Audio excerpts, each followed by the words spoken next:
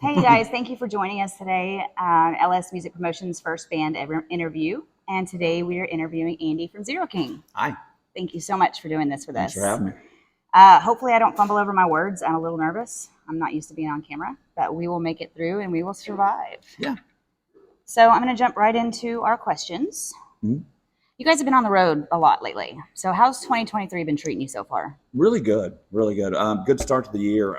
So the first couple months, starting basically just like a week ago, we went up to Michigan and did a thing called 11 Mile Sessions where we played live and they interviewed the band and it went out on all the streamings and the podcast apps and stuff like that. So that was really cool. And then played Music Factory up in Battle Creek, and we played South Bend, Indiana for our first time being there, and that was just a great weekend. And then last night we were in Louisville, and that was a good time. And now we're here in Owensboro. All So right. we've got about 6 dates that we're gonna be hitting in the first 3 months, and then I'm working on some other stuff. So Awesome. Well, we're yeah, glad you're here yeah, and seriously appreciate you being yeah. able to do this. Thank you.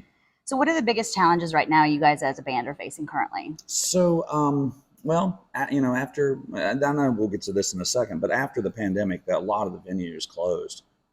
They didn't survive it. So the first challenge was just finding the places out there to play. It was kind of like starting from scratch, starting Right. all over again. Um, and then finding the promoters to work with and things like that, and just kind of getting back out there. And it took probably a good, I don't know, year or so before we were really playing solid again. And now we're playing just about every weekend. 2, 3 shows a week or something like that. So challenges. I'm glad to see the gas is down Yes, because definitely. that was a huge challenge. When gas was almost like $5 a gallon, that made it like we were losing money hand over fist, but you had to do it. You had to get Yeah. out there and start playing again and getting out to new audiences and things. So and kind of reestablishing that fan base because we've been around a long time. So it's just a matter of like getting the word out to all our people that hey, we're still here, we're still doing new things, and come out and join the party. Yeah, definitely. Yeah. And speaking of COVID, it affected musicians in many different ways. So, what Yeah. are some things, both positive and negative, that affected you guys with the COVID era? Oh, so negatively, obviously, was just lack of places to play and not being able to play for people and get out there and you get on stage and because you just couldn't gather or whatever. Um, to be honest, we never stopped practicing, even when the restrictions were like, "Oh, don't travel, don't have more than 2 people in a room," and we were just like, "Whatever, we'll take our chances." So we kept practicing, and we actually kind of connected with people online, did some live stuff from our rehearsal space, and I think that gave people a little something to like, "Hey, we're still here, and we're still we're in this together," kind of thing. And so positively, we weren't playing as much, so we got a lot more time in the studio, and we finished up the American Savior record a lot faster than we probably would have Nice. otherwise. And we got that out last fall, Awesome. so that's when we released that, and it's doing really well for us, and happy to be doing what we're doing. So, Yeah. So, you guys have been a band for over a decade?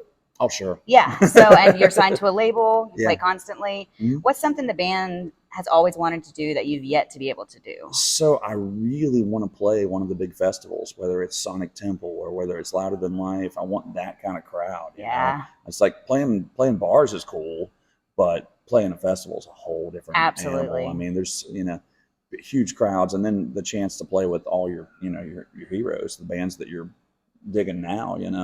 So that's definitely one of them.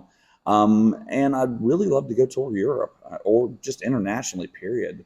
Get me out of this country. Yeah. Yeah, yeah, that would be yeah, awesome. whether it's Japan or Oh, they'd Europe love or you over Canada there. or yeah, I mean, Definitely. and we've got pockets of fans in different spots or whatever. But yeah, I feel like we're still building. I think that's what's really cool about our band is we're still doing new things that we've never done before, even you know a lot of years in. Yeah, and I think you're still going to keep doing a lot Yeah, more.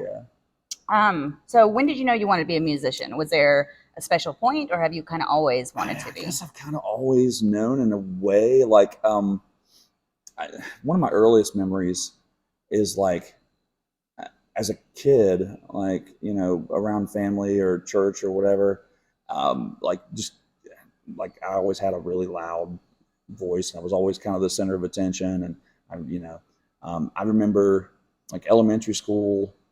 I was already taking piano lessons and kind of like singing in church choir and stuff like that. And then they gave me a lead in a play in like third grade, and I like had all these lines to learn, and I've learned all those and all these songs, and I was all these solo songs and stuff, and just that kind of like reaction, Yeah. really always kind of like, you yeah, I just loved it. I mean, and then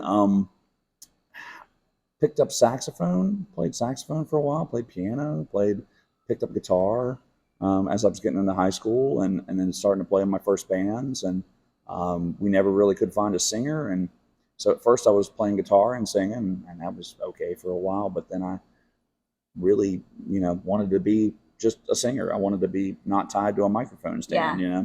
And a lot of my heroes were just singers, Ozzy and Dee Snider from Twisted Sister and Kevin DeBro from Quiet Riot, and Axl Rose and Vince Neil and all these people, although, I liked a lot of bands that the guitar player sang too, Yeah. but it just always kind of, I was more of a, front man or whatever. So That's awesome. yeah. So breaking into the music industry is tough. What's one bit of advice you would give anyone looking to make it in the music The answer is industry? don't. That's a good response. No. So if you're trying to make it, you've got to take whatever opportunities come, whether it's, an open mic or, jam with as many people as you can. Work with a promoter. Yeah, work with a promoter. I mean, that's probably a little Shameless later. plug. That's probably a little later in the picture. I'm just talking about if you're just trying to get in ground floor. Yeah. The more experience you can have playing with people, and the more experience you can have on stage in front of audiences, you really learn what works, what doesn't work, and how to kind of get around the mistakes, because mistakes happen. Everybody makes mistakes on stage. The trick is to make it look like you didn't make a mistake, like you meant to do it, or just that was funny or whatever. There's plenty of times we've had false starts and things like that, and be like, okay, we're going to rewind the clock about 30 seconds, and that minute never happened or whatever. Let's pretend we were 5 minutes ago or whatever. Yeah. So I mean, that would be my just get the experience. Take the opportunities as they come, and kind of build from there. And I guess once you've got a band, market, build that brand. Right. People need to know, your band name. People need to have some kind of like image or kind of aura, I guess, around your band that they can vibe with and associate with. So, that's awesome. Yeah. So has your music style as a band changed over the course of being together at all? I mean, I wouldn't say it's changed because we still kind of sound the same. But what I would say has changed is we've expanded into different territory. Like we've never been a band who was afraid to try something new or kind of take a left turn or surprise people with something. Like whether it's the covers we choose, or because our music's kind of heavy, but it's also melodic and catchy. But then we throw some cover out that like, wow, I'd never think they would play that or whatever. And to us, it's just we try to make things fun for us and the audience, and kind of amuse ourselves too, Which you do, absolutely. Yeah. You guys are awesome. Thank you. Yeah. So, how have you as an artist changed over the years regarding your music? I think if anything, I'm definitely more appreciative of it now. Yeah. Like as a kid, coming up in the business or whatever, you kind of take things for granted. You're just like, well, I'm supposed to be here, kind of thing. But I mean, now it's like, we've been a band for a long time, and we're really lucky to be doing what we're doing and continuing to grow. And then I think also, I've become a better singer, a better performer, a better showman, a better, front man, whatever. I mean, you pick up things and adapt it into what you're doing. So what keeps the dream of music alive for you? That's a great question. And sometimes I wonder. I just love doing it. I love performing. I love being on stage. I love the travel. I like meeting new people. I like hanging out with bands. Just it's always kind of something new. So yeah, that's awesome. So the last question I have is, what's the next big thing as a band you all have planned for the future? Well, we're going to keep playing.